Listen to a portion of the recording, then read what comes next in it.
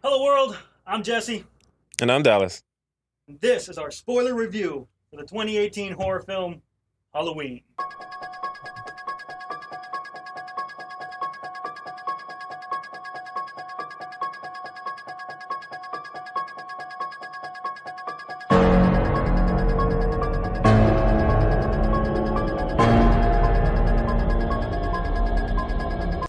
So this is the 10th or 6th or 9th or 2nd film in the Halloween franchise, depending on who you ask.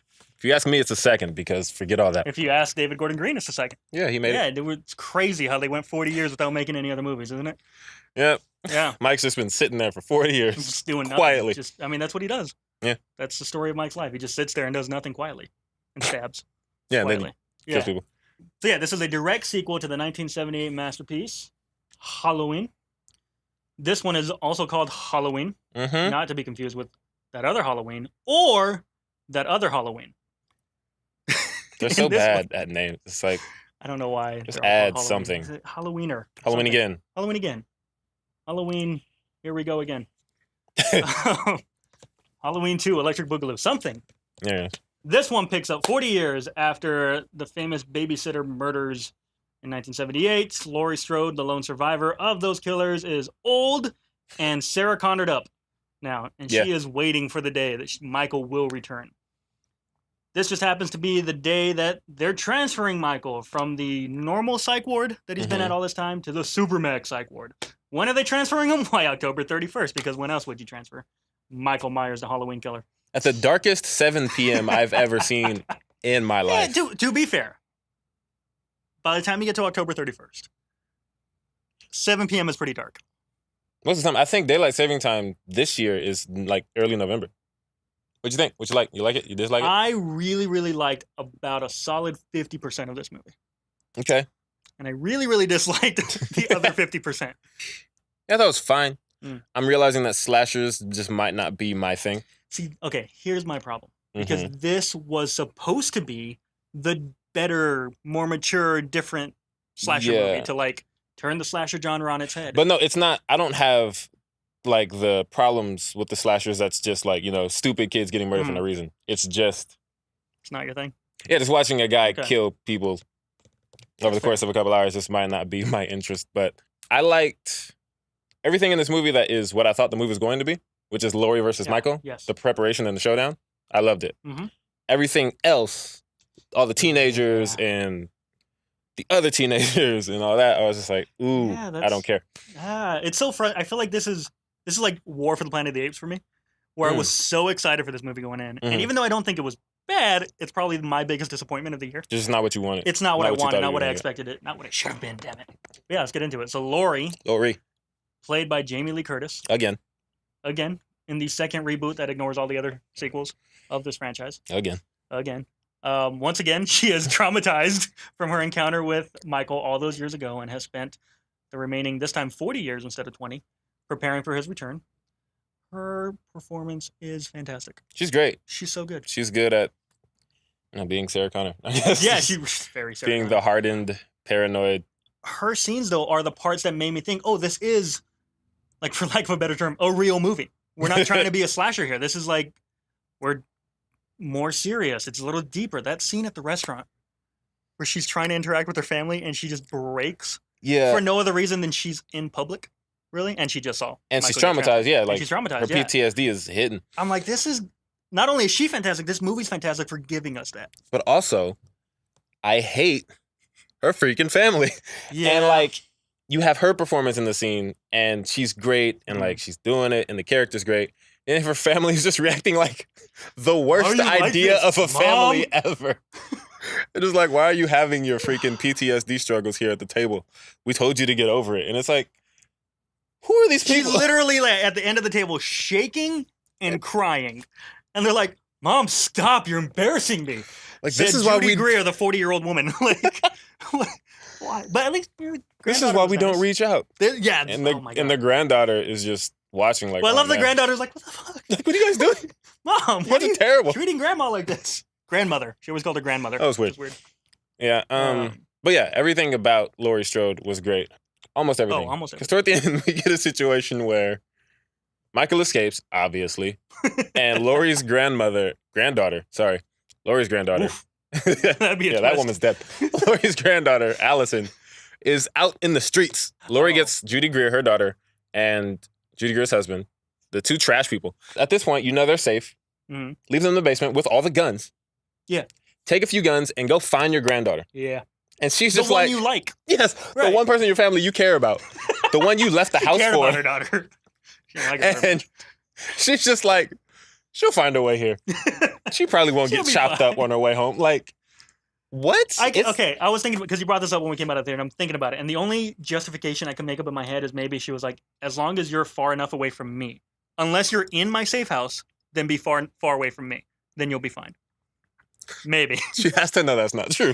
Like, the thing is, let's say Michael's here Uh-huh. and Laurie is here. Mhm. Everyone here can and will get chopped That's up. fair. Like, All right. That's if fine. Allison is anywhere between where your house is and where Michael happens to be at the moment, It was a weird she could thing, die. because we do have a solid sequence of her obsessed over finding her granddaughter, like her whole family.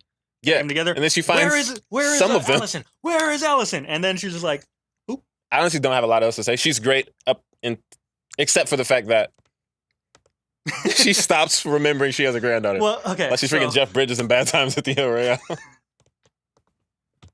Listen, she's old. She's been through a lot. That's fair. Shit happens. Get the whiskey. Yeah. What I was worried about going into this movie was I've seen this in H2O because it's the same story. We're picking up, decades later. Yeah. She's traumatized. She's been preparing. She's an alcoholic. She's got PTSD. We've done that already. But for whatever reason, it didn't feel like a repeat. And I think because maybe just Jamie Lee Curtis got better in the past 20 years. I don't know. Because she goes places that she just doesn't go in H2O. Also, H2O is not as serious of a movie. It's trying to be Scream. It's a very Scream-esque ripoff. Yeah. And this one is like, nah, we're going to go, for parts of it, we're going like Logan. Yeah. So she was able to go darker, go deeper with the character than she's ever gone before. And I really appreciated that. And I like that even though she was a Sarah Connor-esque badass, you still had those moments where she broke down and she's like, I can't handle being in a restaurant. I can handle a serial killer. Yeah, that's no problem because I've spent my life, but just being out in public, I can't. I can't. I literally. And like I saw him today and just messed up. She's not a robot. She's a person. Mm-hmm. And I thought that was really, really, really, really, really, really cool. She was great. Loved her. Also, the freaking final showdown, which I guess we should talk about more when we get to Michael. Yeah. But that was my favorite part of the movie. Oh, so good. Yeah, this movie ends so strong. But before we get to the end, we have to deal with everybody else. Teenagers. Now, here's what annoyed me because you had me, movie. You're like, hey, we are, and I'm gonna use it again, the Logan of the slasher franchise, right? Yeah. What Logan is to superhero movies, this is trying to be that for slashers. Like, we're gonna be real and serious and dark and deep and adult and look, teenagers.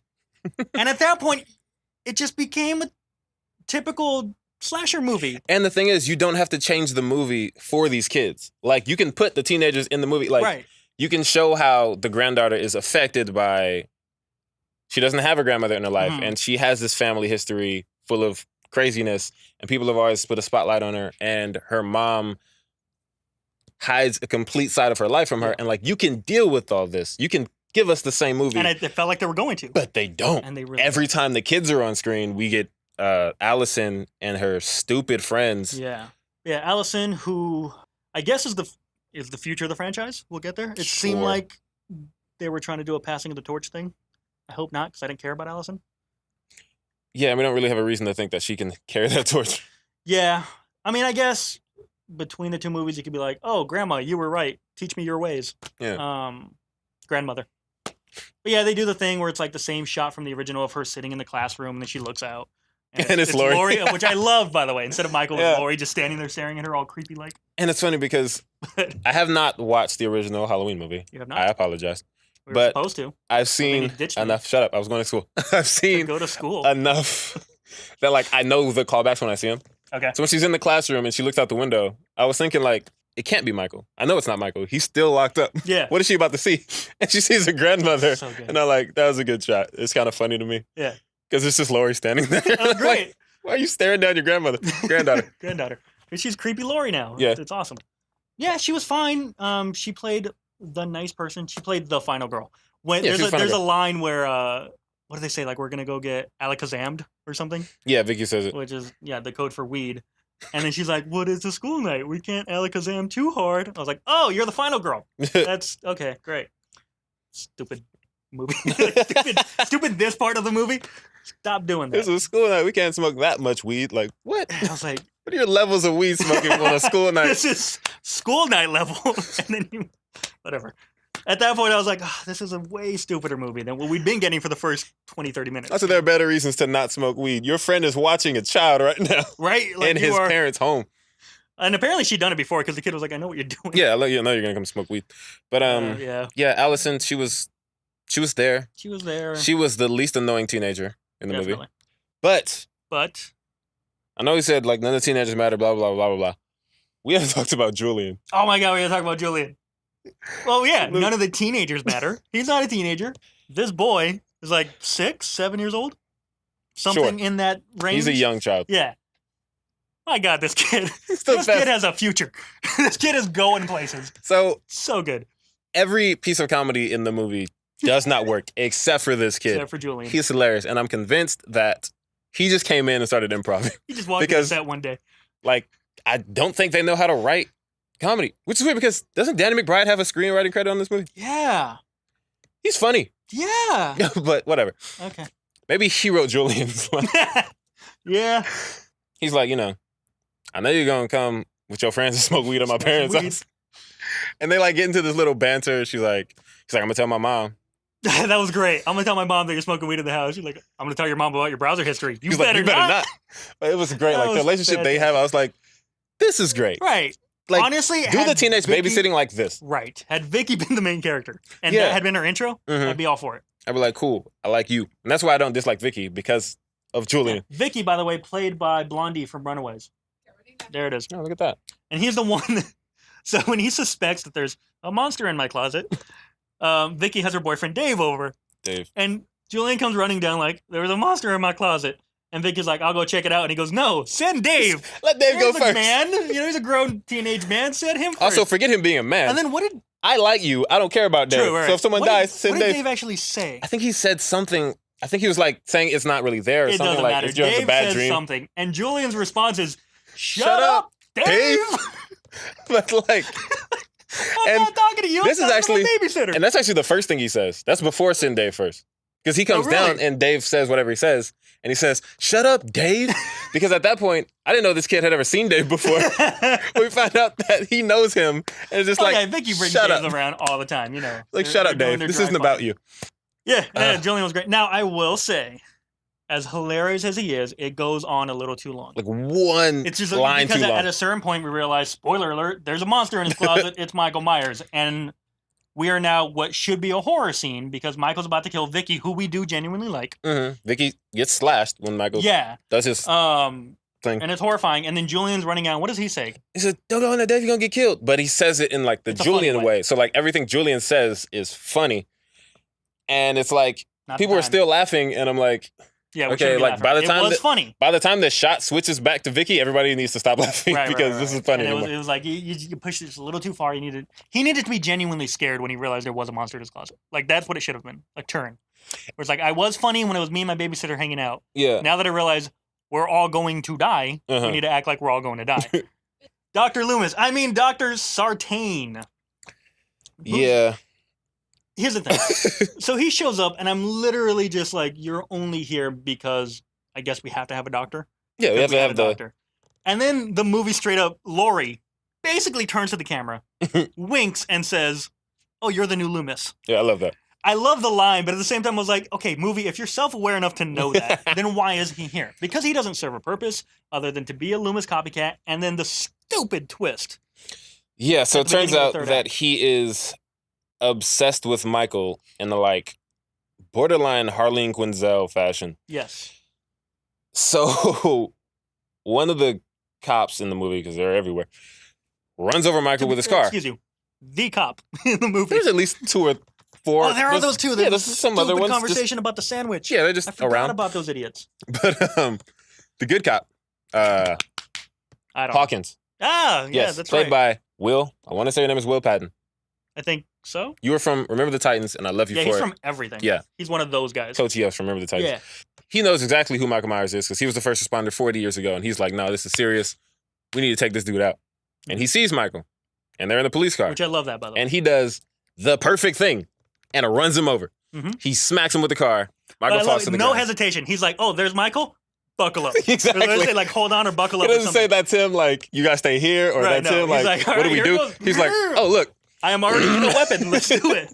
And I was like, yes. He was awesome. He was the best. That cop was fantastic. Because from the minute he finds out that, like, Michael's being transferred, he's like, okay. This is serious now. Right. And then he escapes. He's like, all right, let's go. And I like because the doctor was like, remember, he's state property. Don't harm, or you can't harm him. And the cop goes, we'll see about that. Exactly. He's like, yeah, okay. I'm putting all the bullets in his head if I see him. Yeah, I love the cop. You must not be harmed. Yeah, okay. When he's ripping your throat out, keep that same energy. Right? But he, like, hits Michael. Michael's, like, on the ground. Oh, man. Dead. Sartain goes up and, you know, does the, I'm a doctor, I can tell. And, like, is like, you've killed him. Well, but he goes like, he's dead. Exactly. He goes up and he's like, oh, he's dead. He's fine. Don't worry about it. like my heart beats that fast. What really made me nervous is when he then takes Michael's mask off and puts it on himself. This is Mike Myers. First of all, this doctor looks like a hybrid of Danny DeVito and the most interesting man in the world. And when he puts on the mask, then it's just Danny DeVito. And I really didn't want that to be the Michael Myers going forward. And I was so worried they were going to do that. Because we see it from Allison's perspective. She's in the car and she's like, what's going on? Oh my God, I'm scared. And then we just see Sartain get up wearing the mask. And I just thought of... He looks so stupid. I just thought of the scene from The Office when Dwight puts that dummy's face on his face and is like... And I was like, what is going on? He drags Michael's body to the car and is like, make room for my patient. Puts Michael in the car with Allison in the back seat. At that point, the movie gets scary again. I will say I love the scene following that when the doctor's trying to get a reaction out of Michael. And he's like... Well, hold on, because I like that scene because of the way they go to Michael, like his hand is sitting there, and they go to Allison. That's what I was talking about. And they go back, and he's awake because he's not in the same position. Right. Like he's moved. And Allison's like... And I love it. Well, because you see, because he throws the body in there, the doctor throws Michael's body in there, takes the mask off, thank God, throws it in the backseat with Allison and Michael. And so you see the hand and the mask there. Right, yeah. Yeah, and then you just see the hand, and she looks up, and Michael's already got the mask on! Yeah. And he's awake, and he's just like, because I was waiting to see, like, this, you know, like the hand was going to move, like a little twitch, and then it was going to clench, and be like, oh no, he's coming alive. It's like, nah, he's alive. He's awake. He's got the mask on, he had time to get ready. He's looking good. Button his shirt up. He's ready. Pop his collar one time. He's just staring at freaking Allison, just like, oh God. Dr. Sartain is stupid. Both in terms of like diegetically. Yes. And non-diegetically, he is stupid. As he's a character stupid man, in the movie, he's a and stupid his character's existence is stupid. Right. They're out of the car, Dr. Sartain and Michael. And I like that Allison just books it. Oh, yeah. She's just like, we're close enough to my grandmother's house that I know I can get there. Yeah. Like, I can see the mannequins from here. Let's go. Exactly. When I know I get to the mannequins, I'm good. She books it to the woods towards the mannequins. Dr. Sartain's on the floor and just like, say something to Michael. Michael's just staring at him. Say something. And Michael goes, and just squishes his head. I know Michael is strong, but... Okay, to be fair, he just broke a car with that same foot. That's so fair. Like a skull of an old man, That's probably fair. not. Yeah. Right through it. I was like, oh, I also appreciated this movie wasn't that scene is the goriest this movie gets when he squishes. It's because we see it happen, but we see the aftermath of a bunch of gory things. We do see the aftermath. Like he pulls a man's teeth out somehow, and we see that guy's like all of that That's at fair. the roast, at the gas station. We see a lot. We see like when he breaks that guy's neck. We see the aftermath of a lot of things. We do see the aftermath. This is the one we actually see happen. We saw the one chick get stabbed. Yeah. Which is actually kind of a cool stab. It was cool stab. All right, Michael. Yeah. So that's enough about Sartain, yeah? Forget him. Yeah, he there's no transition. So Dana and Aaron they're podcasters. They are podcasters. They talk on the internet for the amusement of people. They talk about true crime. Yeah. Which I liked that aspect of it because true crime podcasts are huge right now. Yeah, like it is. That's the number one it's topic very for podcasts. Current. I actually liked them. even though ostensibly they were also characters that were just in the movie to be killed, Mm-hmm. we find out anyway. Initially, I was like, no, these are two real characters who have a mission beyond having sex and dying. But anyway, they go there to interview Michael, and I actually really, really love that opening scene. Oh yeah. That opening scene is fantastic.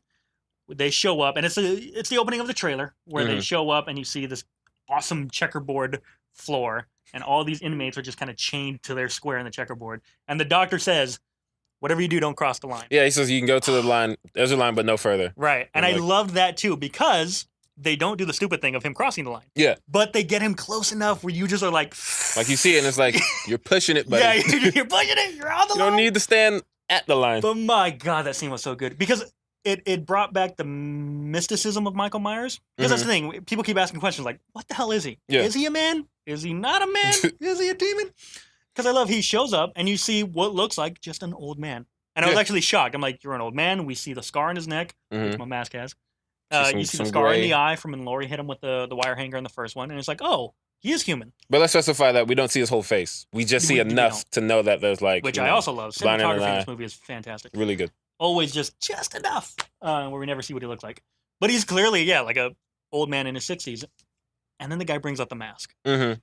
And just the world changes. Dementors showed up. Like the wind starts howling. The dogs start barking. The inmates start screaming. I'm like, oh my God. Like... The evil. If it was a slightly less serious movie, like the sky would have turned black and thunder and lightning would have happened. They did it just enough. They did enough that you get that effect. Right. But without, like, oh, it's raining now. Right, Like, exactly. Lightning in the background or whatever. all the dogs are like... Just start freaking out. But I think they're freaking out because all the inmates are freaking out at the same time. But that's what I love. Is it because of that? Or is it because an evil is here? And everyone's reacting except Michael. He's just like... He's not doing anything because he's Michael freaking Myers. You know what he said? He's like, y'all on the list. I don't know how you got my mask, but I'm going to get it back. He's like, say something. And you're like, and everything's building up. And it's just like, Halloween. That was and so like the good. old school, Say like the something. orange. Say something. Say something. Bum, bum, bum, bum, bum, bum, bum, bum, bum. I was like, oh, I'm in. Yeah. I'm A in. few people clapped. Everybody was one of the excited. best opening scenes I've seen in a while. It was good. It was such a good opening scene. Anyway, speaking of Michael, we're on Michael now. We're Michael. talking about Michael Myers. One of the most iconic things. And he's back. And he's back. He is I back. really back. liked him a lot in this movie. Because they brought back, again, the shape, which is what he was originally called in the original script for the original movie. He wasn't referred to as Michael Myers. He was called the Shape, and that's what he is in this movie. Yeah. He's not human. He's a tidal wave. He's a tornado. He's a force. Yeah. He's... And so when he escapes, I love that the cop's like, well, shit. Because my favorite scene in the movie is Halloween night when it's just a long take of him walking through the neighborhood and just slaughtering. But it's not like, it's not like a madhouse thing. It's calmly, I'm going to go over here. I'm going to kill this old lady. Yeah. Calmly going to walk to her house. I'm going to look at this baby and you're going to think, because we've already seen him kill a kid in this movie. Yeah, the kid was like 13. Fine, but even then, it was like it was ballsy for them to kill that kid. Yeah, like you in don't that not kill kids. Yeah. They kill him pretty violently. So when he's walking to the baby's room, you're like, oh, we're going to see. I'm like, you better freaking not. He's going to kill the baby. And then but I also love that he does it. And somehow that's more horrifying. Yeah, something Myers. about the randomness of it all, because we don't know why he does this. We don't know who his targets are. We don't know if there's a pattern. It's just, so everyone he comes across, you're like, oh my God, they might die. Right. And when they don't, it's like, children. And because the first people we see are these two kids bump into him. Right. They're like, huh. And they look up and they're like, and he just looks down. Like, what the? Yeah, so what the? And like runs off and he's like, nah. But yeah, it's like that scene, when we heard the baby crying in that house. Right. The whole audience is like, or oh. But like he's walking closer and they're like, kids are just like, nah. And again, he keeps walking. That goes back to the original where he kills a dog, which is another cardinal rule. You don't kill the dog. Don't kill dogs. And he kills a dog. And it's like, there are no rules here. And it is the randomness, like you said. This could happen to you. There are parts, as a filmmaker, I was giddy. It was like, that's such a cool shot. That's such a cool shot. And, like, I think Michael Myers is the only horror villain I can think of who is just as scary, hidden in the shadows in the corner of the screen as he is in broad-ass daylight standing in the middle of the frame. Because they do both so well. And it's like, when he's just like, is he there, is he not? It's terrifying. When he's like, I'm here. He's still terrifying. This on the table looking at you right now is terrifying. And it's like, somehow they were able to do that. And that's what that one shot was. It was like, we're not going to... It was like the original Halloween. You see it all from Laurie's point of view. Yeah. And he's just popping up here and there. This one was from Michael's point of view. And it was still terrifying. We're going to follow Michael. He's on camera. He's not hidden by anything. Boom, there he is. And, ooh, it's horrifying. Like, oh my God. I watch a YouTube channel that I won't mention. But they basically just count the kills in horror movies. And he's one of those guys who's like, yeah, I want to see the kills. Show me the blood. Yeah. All the kills are either off screen or they're just a stab. Yeah. Like, he's going to be disappointed. And I thought at first, like, oh, forehead kid, he just got stabbed. That's disappointing. And then we come back. Nope. He did what you did with your hand with his face. Yeah. Yeah. Yeah. Dallas sliced up his hand on a iron rock gate the other day. Yesterday. Last night. Yeah. Which is what Forehead did, but with his face. Mike just slammed his face into the He put his face on the fence. It was brutal. Yeah, that was probably the other best scene in the movie, maybe. Not the slamming the head. It's like the build up with the flashing lights, and then Michael's here, and then he's not there, and then he is, and he's not. Oh no, I'm lying. The best scene was the finale. Laurie, my favorite character in the movie, versus Michael, my second favorite character in the movie. I'm sorry, Julian, you're great. You come in a solid third, though. That's not bad. Yeah. In a movie that you're in for 5 minutes. So With like 20 characters, 17 of which are trash. Dear Lord, this ending is great because this is what everything I wanted out of the movie. Yeah, this is the build. This is the culmination. My God, we're all now in Sarah Connor. I mean, Laurie Strode's super house, Her fortress of badassitude. And Allison actually made it to the house. Allison actually made it to the house. She stopped screaming at the mannequins. She got up and she went inside. So did Michael. And Laurie knows. Yeah. And I love that she's, all right, here it is. 40 years of preparations for this night. Yeah. Daughter, get into the super basement. Yeah. Hidden underneath the robot counter door. It's like an island. Yeah, it's like a kitchen counter island. Yeah. You see it in the trailer and it moves and they go into the secret basement. But also, I hated that Laurie to like, I guess she's like looking out of the glass. Like the door's glass. Yeah. And she's just looking out. And she has her face on the door. Like, one, like your door shouldn't have any glass with the kind of person you are. Fair. And she goes over, and of course, Michael punches through the glass and grabs her by the neck. And it's like, you knew he was out there. Yeah. You know he can punch through doors. But that is why I like the scene, because it's not one-sided either way. This is a tit-for-tat battle to the death. It is, but I feel like you Michael can have gets the upper her hand, then she gets the upper be hand. as smart as she's supposed to be at this point. But I'm like, I don't think she would make that mistake of just putting herself in that position of like, what's on the other side of the... Oh my God, it's Michael. I love that it's like a cat and mouse game. She's a cat for half of it, and she's the mouse for the other. But also, you're not sure while she's being the cat if she's still the mouse. Yeah, because the thing, she's looking for him. Yeah. But for me, she's being hunted. That's the scariest part of the movie. It reminded me of Jurassic Park, when the hunter's out there looking for the velociraptors, and then he tells Ellie, we're being hunted. Yeah. It was the same way. We're like, we don't see Michael, but you know he's hunting you back.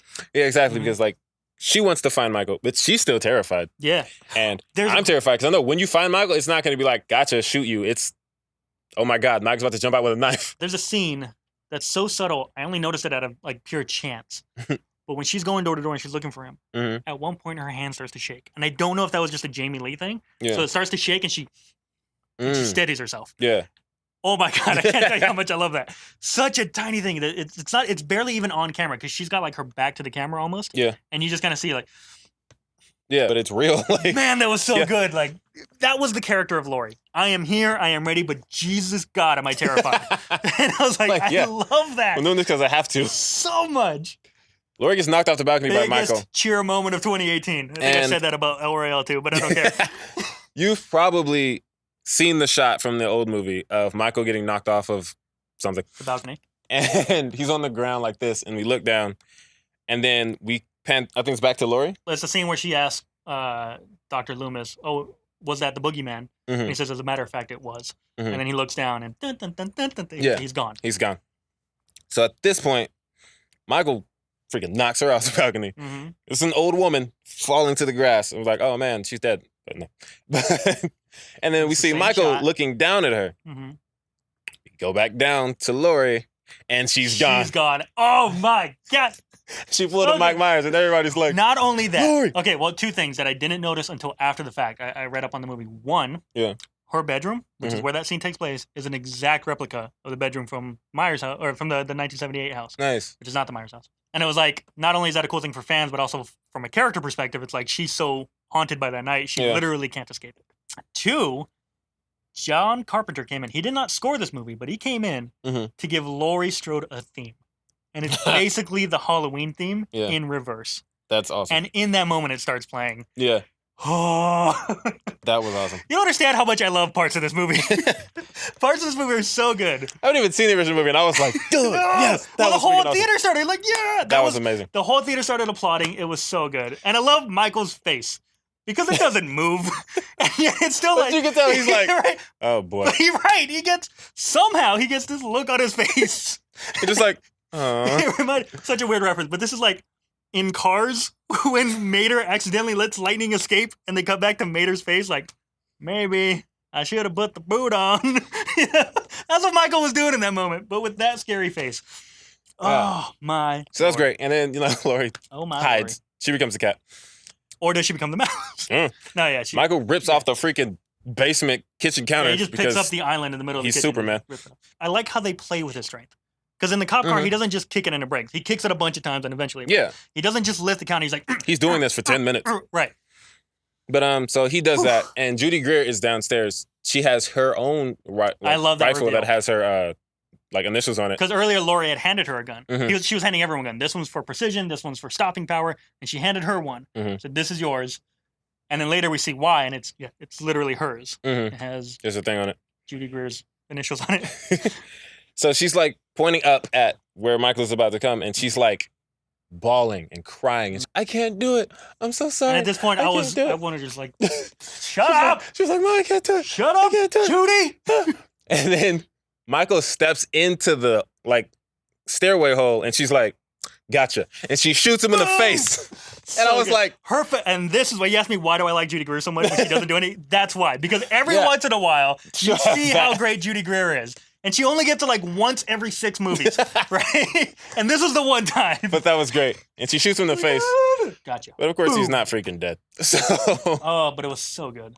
On that note, final thoughts. The final note of the movie. As I think about it, the movie has moments that definitely earned me legitimately liking the movie.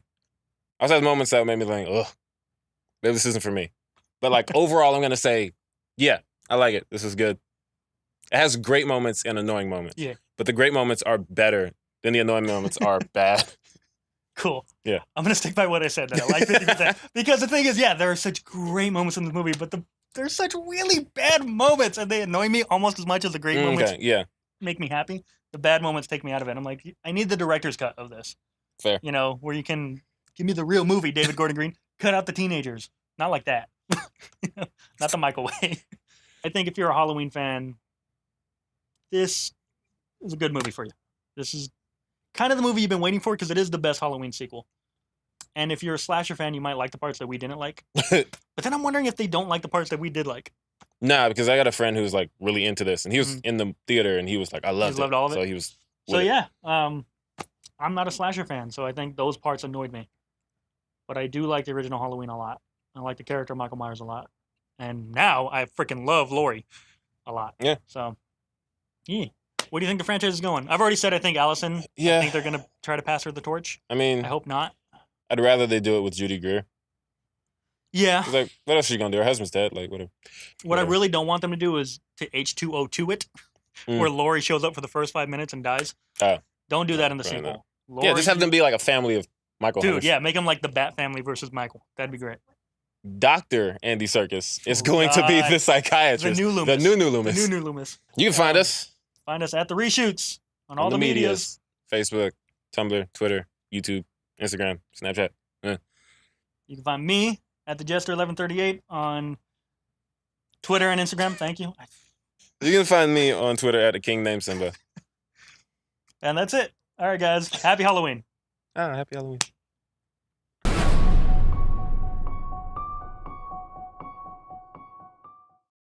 Oh, man. How long has that been off? I don't know. Great. It's such a... You had 12 jobs. Don't skip Vicky, because the scariest part of this movie is when we find out that this little kid is going to get babysat by a babysitter named Vicky. That was terrifying. Oh, yeah. Icky Vicky. Icky Vicky. She was, But she was fine. She was Do the clap. What? Shut up, Dallas. Shut up, Dallas.